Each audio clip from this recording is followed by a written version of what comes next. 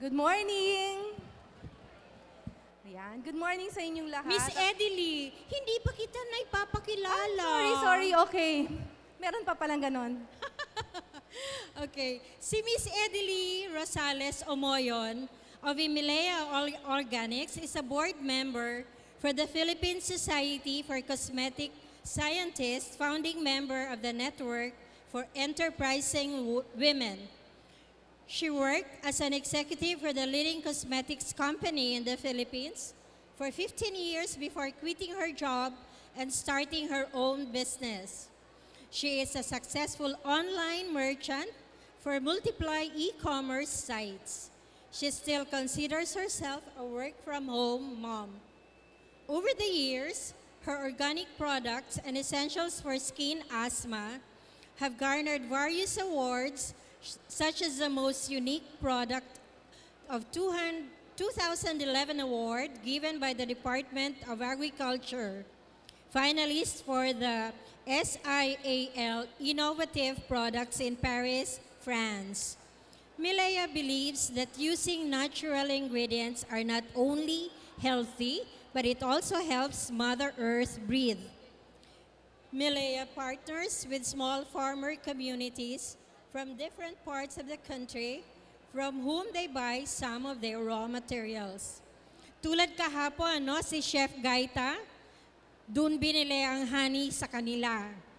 Other materials are sourced from their own farm in Batangas, where Edily's husband, Rico Omoyon, the master beekeeper, takes care of the propagation of honeybees and native stingless bees, also known as the apiculture and meliponiculture respectively. Ewan ko ba kung na-pronounce ko yon ng maayos. Ang kanilang bee byproducts, honey, pollen, propolis are pure and do not undergo heating process. Edily and husband Rico are staunch supporters and volunteers of SOAP, Spread Organic Agriculture in the Philippines, and this is part of their advocacy in spreading organic agriculture by way of beekeeping. Palakpakan po natin si Ginang Edily Omoyon. Thank you Miss Amy. Magandang umaga uli sa inyong lahat. Ako po si Edily Omoyon ng Milea Bath and Body Wellness. Short background lang tungkol dun sa business namin. Bakit ba ako napunta sa beauty industry? Una-muna, I used to work for a cosmetic company for 15 years. Yun lang ata yung kumpanya na nagtagal ako. Kasi before that, after graduation, I transferred to 10 different companies until for mga 3 years, 10 kumpanya yung nilipatan ko. Until I found this company na na nagtagal ako dahil I believe in their purpose at saka I believe in their products. In fact, yung unang sweldo ko sa kumpanya na to, nung panahon na yon mataas kasi nasa IT ako noon eh. Yung first sweldo ko, bumalik din sa kumpanya kasi namili ako ng mga makeup. So, talagang masasabi na ako ay isang kikay na mahilig sa makeup at saka sa mga skincare. Yun nga lang, nung over the years na ako ay nagtatrabaho, I lost track of that love kasi masyado akong na-involve sa pagtakbo ng company. Nung nag-retire ako, na dahil gusto kong kaalagaan yung mga anak ko, para akong sinipa ni Lord pabalik sa love ko. Dahil yung anak ko, nagkaroon siya ng skin asthma. So, lipat-lipat kami sa doktor, nakakaawa siya kasi siya lang yung preschool at grade 1 na nakapants sa school nila dahil nagnanaknak yung kanyang binte. Nung meron kaming napuntahan na dermatologist na very helpful, sinabi niya na, alam mo sa ibang countries, natural lang ang kanilang hindi na nagginagamot yan eh. Sabi niya ganyan. Kasi kawawa yung bata kung laging gamot. So that's where I started researching. I was with IT, magaling ako sa computer, mahilig akong mag-research kahit na nung college ako. So I found this group in Australia na Eczema Society at doon ako natuto ng maraming mga alternative, pati yung kinakain nila sa Australia pala. Like, we started this business 5 years ago, pero 7 years ago yung son ko, 20 years na sila na nag-organic. Samantalang dito sa atin, hindi ko pa narinig yun. Sabi kong ganon. So this is something new. Nung gumawa ako ng mga products for my son that really worked, na migay ako sa mga kaibigan ko. Tapos sila yung nagsabi na, alam mo, ibenta mo to kasi nakakahiya, ang ganda ng produkto mo, hindi kami pwede humingi na humingi. So, we started selling commercially. Unang-una muna, nag-bazar-bazar kami. Mataas yung pangarap ko kasi as an executive, feeling ko, hindi ako pwedeng yung basta lang. Kailangan, medyo ganyan. So, ang una naming bazaar ay sa Mega Mall. At meron kaming ilang products na naka-display. Ayan, ang nagtulong sa akin dito, Network for Enterprising Women. Tapos, marami kami naging customers na mga cancer survivors at saka yung mga galing abroad na sabi nila, it's about time na mayroong ganyang Filipino product. Tapos sila nagpapagaya ng produkto sa akin, mga galing France, galing Germany ng mga products, binibigay sa akin, pwede bang gayahin mo to? Tapos ako naman feeling ko, wow. So I research, until merong company sa Germany na nalaman na I am advocating natural products in the Philippines. Nagpadali sila ng scientist at tinuruan ako for free. So yan, nakarating ang Milea Bath and Body sa China courtesy of Department of Agriculture. Exhibit tayo sa China. I was also given a chance to be a scholar of Goldman Sachs. It's a British company na kumuha ng 10,000 women worldwide. Luckily, I was one of the 92 Filipinas na na-awardan ng scholarship for business entrepreneurship. Tapos, sobra talaga kaming swerte, pati si DOST, pinagkatiwalaan kami, binigyan kami ng pondo para sa mga machines. Naging Multiply Ambassador. Ito po ay online e-commerce site. Kasi nung ako yung nag-umpisa, hindi kasi ako sa sales talaga. Hindi ako nagbebenta. So, ginawa ko, nag-post ako ng mga pictures ng mga products ko sa internet, tapos sinabihan ko yung mga kaibigan ko, ay tingnan nyo, eto yung kinakalokohan ko ngayon. At true enough, may mga nag-order. At na-encourage ako nung 3 months into the online business, merong taga Davao na nag-deposit ng 100,000 sa akin, hindi kami nag-usap sa telepono, email lang. Wala siyang hawak na product. Nag-deposit ng 100,000, hinintay niyang dumating yung stock sa kanya. So, over the years, that was like 4 years ago, over the years, na-open na ang mind ng mga Pinoy, ng mga kababayan natin na, pwede silang mag-order online. So, yung mga may negosyo dito, at yung may mga, hindi naka-exhibit, pero may mga products kayo, alam nyo, kahit yung atsara ko, nabibenta ko yan online. At ito yung aking bagong kinakalokohan, ang aming bee farm. Sabi ko nga, hindi ako magtatagal siguro sa cosmetic industry because it's a very competitive industry. Medyo maraming sama na loob kasi nag-attend ako ng mga international expo. Makikita nyo, next month sa Hong Kong, merong Cosmoprof, Cosmetic Professionals. Merong pavilion ang Laos, ang Myanmar. Pero wala ang Pilipinas. So, this is also the reason why I'm teaching para malaman nyo na madali pala, kaya pala. So, medyo upo-upo lang po kayo. Mamaya, I will teach you. Makikita nyo dito, puro kitchen equipments to. Walang makina. Kasi nag-umpisa ako sa kusina doing world-class cosmetics. I started sa kitchen lang. At syempre, hindi mabubuo yung happiness kung wala kang ibinibigay pabalik. Yung kung ano yung natanggap mo, ibabalik. Kaya ako nagtuturo. Sabi nga nung ibang mga marunong, ba't ka nagtuturo? Di competition mo yan later on. So what? Kung later on, magkaroon tayo ng pavilion sa cosmetic professionals, and one of that, naturuan ko, that will be the ultimate happiness for me. So, I am an active volunteer of Spread Organic Agriculture. We teach for free. Of course, pagka yung ako na yung nag-schedule, may bayad. Mahal. Pagka Spread Organic Agriculture, libre. Okay, now we go to my topic. Bakit natural cosmetics and personal care? Bakit natin kailangan ngayon ng natural? Bakit mas ipe-prefer natin siya over yung mga nabibili natin sa mga supermarkets? One example, concealer. Meron ako ditong booth 47. May kita nyo, meron akong concealer, maliit lang siya. 4 or 5 ingredients. 5 ingredients. Pero yung mabibili nyong concealer na branded, ayan. Ewan ko kung mabasa nyo o ma-pronounce nyo. Pero yung mga yan, yung ginawa na sa laboratory.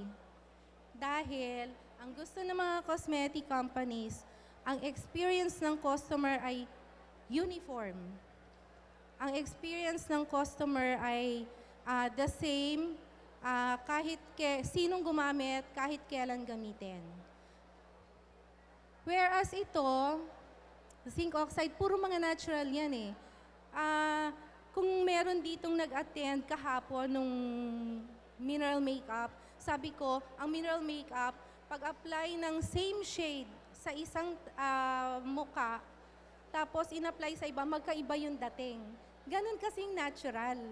Diba? Sabi nga natin, laging sinasabi, ang herbal daw na gamot, hiyang-hiyang. Pero once nakita mo yung hiyang mo, yun na, napaka-beneficial para sa'yo.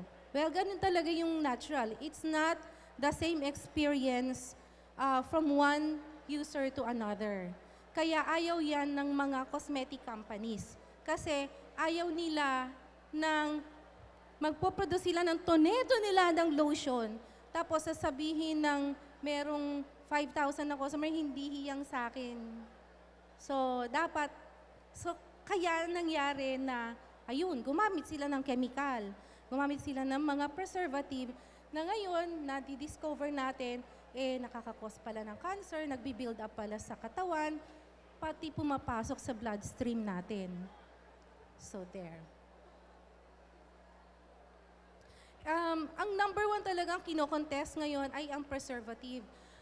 In fact, yung meron dito, formaldehyde. Di ba? Pang ano lang yan, imbalsama. Pero maniwala kayo sa hindi, yung napakalaking cosmetic company dito sa may Otis, na global company, hanggang ngayon, yung preservative nila, formaldehyde. Binago lang ang pangalan. DMDM Dehydron. Basahin niyo yung mga shampoo ninyo.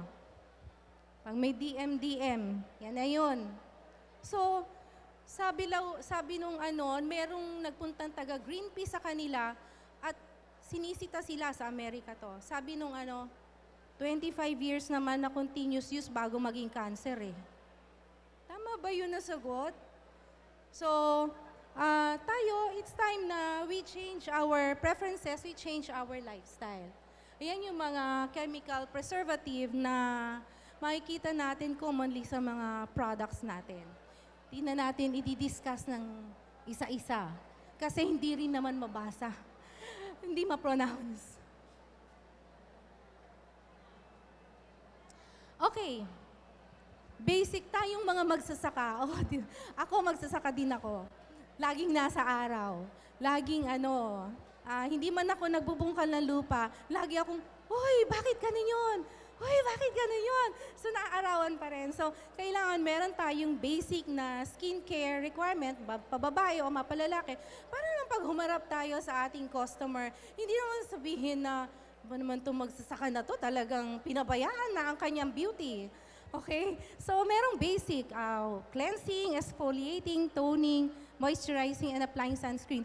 Sabihin nyo, basic ba yan? 5 na yan. Hindi po. Pagkailangan lang. Kasi kalimitan ako, kung hindi rin lang naman ako lumalabas, ano lang ako, sabon at tubig, o kaya naman ay toner lang. Yun lang yung panglinis. So, cleansing, of course, pag madumi na yung mukha mo, kailangan mo maglinis. Hindi kailangan 3 beses, hindi kailangan 2 beses. In fact, hindi kailangan 1 beses. Basta, pag may dumi, maglinis. So, pwedeng once or twice a day. A good, is mga twice a day. Exfoliate once a week. I-ano natin pala to. Okay, sa cleansing. Ang cleansing para tanggalin yung dumi.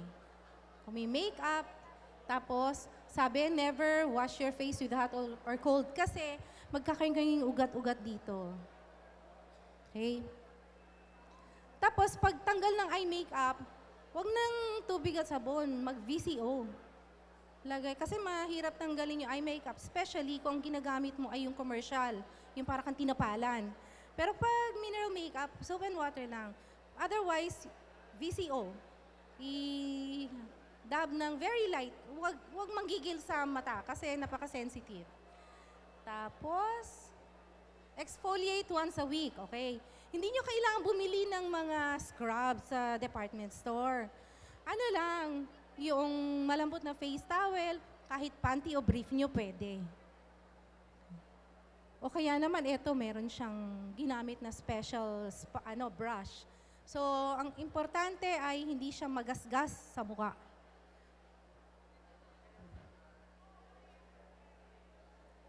Next is tone. Ito, napaka-importante kasi ito yung laging hindi ginagawa yung pag-tone ng face.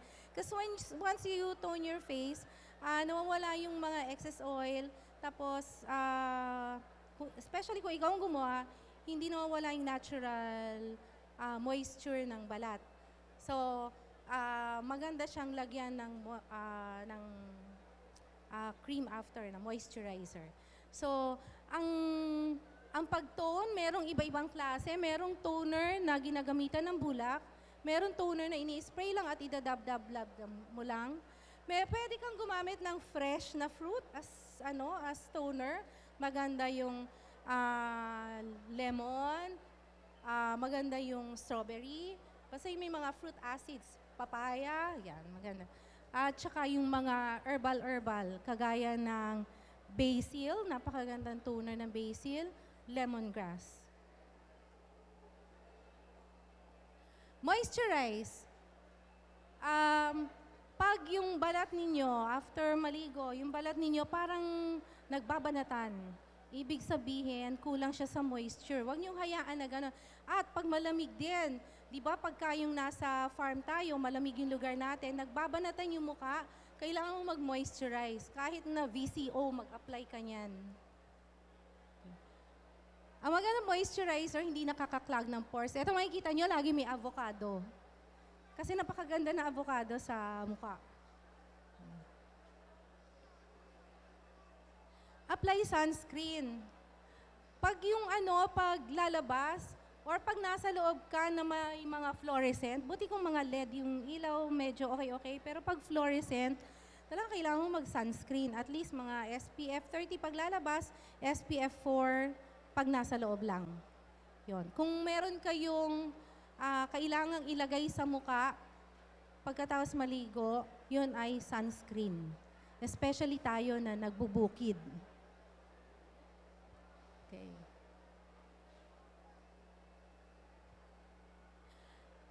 Ito yung mga DIY toner. Huwag niyong kopyahin kasi nakapost po ito sa sa website is ko mamaya. Okay. Madali lang. It's really just boiling. Boiling over heat. Maganda kung ito double boiler. Malaking kaldero, maliit na, lagyan ng tubig, maliit na kaldero, lagyan ng halaman na may tubig, tapos i-boil ng dahan-dahan, tapos yun na yung inyong toner. Ang magandang mga herbs, nasa na siya? Ang magandang herbs for pimple prone ay basil lemongrass. Pag dry naman, green tea chamomile. Pag oily, honey cider, tsaka rose water. Sino sa inyo may rose na halaman? Wala. Okay, napakaganda kasi ng rose. Pero, ang master toner sa lahat, gumana. Ang master toner sa lahat ay sabaw ng niyog. Yun talaga yung ultimate. Kaya nga yung mga Amerikano, inggit na inggit sa ating nasa tropical kasi readily available ang nyog sa atin. Kasi ang nyog, bukod sa pwede siyang dextrose, pagka yung runner ka ay pangbigay ng energy, maganda siya sa muka. Okay. Cleansers. Merong soap cleanser na bumubula at oil cleanser. Ako malimit, oil cleanser ang ginagamit ko. Kasi medyo, mga golden beauty na. So, pagka yung maglilinis, especially like moringa oil, yung sa malunggay, at saka yung VCO. Ipapahid ko lang na ganyan, tapos iko-cotton, pahid ulit, tapos cotton hanggang luminis yung cotton, yun na. Hindi ka naka-damage ng mukha mo, hindi ka pa naka-damage ng environment. Kasi yung ginagamit nyo ng mga foam cleansers, yung mga nabibili na commercial na cleanser, yan ay dumidikit sa drainage system, nagiging scam. Isa sa cause ng baha.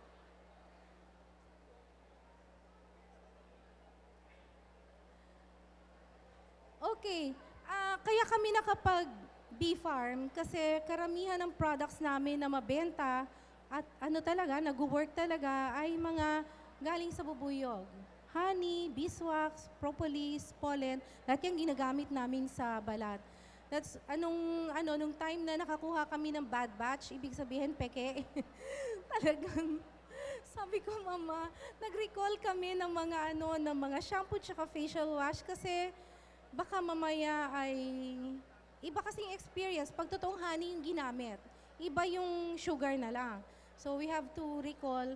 Tapos si Rico, nagkaroon ng kaibigan na beekeeper, binigyan siya ng pang-umpisa until na in love siya sa kanyang mga bubuyog. So ayan, ngayon we have a steady supply ng good quality bee products. Ang maganda sa bee products, ang honey is a superior humectant. Ang humectant, ibig sabihin yan, kumukuha ng moisture galing sa environment. Tapos, it contains enzymes that break down dead skin. In fact, kung yung honey, yun lang yung cleanser mo, ipastay mo lang for 30 minutes. Pag ginagawa mo siya everyday, nagpipink-pink ang iyong skin. Kasi may enzyme ang honey na kumakain ng mga dead skin cells. Okay. So, we have beeswax, pollen, and propolis. Pag gumagawa ng skincare, ako basta meron lang akong VCO, tsaka beeswax, marami na akong magagawa. Makikita niyo dun mamaya sa booth 47, ang dami, pero ang talagang karamihan ko lang ginagamit doon, VCO tsaka beeswax. Okay, sabi ko pala kanina, herb-infused oil. Ano ba yung herb-infused oil? Sino dito gumagawa ng herb oil, herb vinegar? Wala. Okay, madali lang siyang gawin. Meron kang herb. Okay. Merong iba-ibang process. Drying the herbs, kagaya nito. Wala akong Kagaya niyan, nakabitin lang. In fact, minsan sa bahay, may mga bisitang dumarating. Ay, ano itong mga nakabitin na to? Naku, pangkulam ko yan. Merong herbs na pwedeng ganyan, dinadry. Meron namang herbs na kagaya ng oregano, pag dinry nyo, manghuhulog yan. So maganda, ilagay sa mga supot na ganon. Okay? Para pag mahulog man, nakakatch siya sa supot. Basta meron lang dapat na butas na papasukan ng hangin para hindi mag-amag. Okay.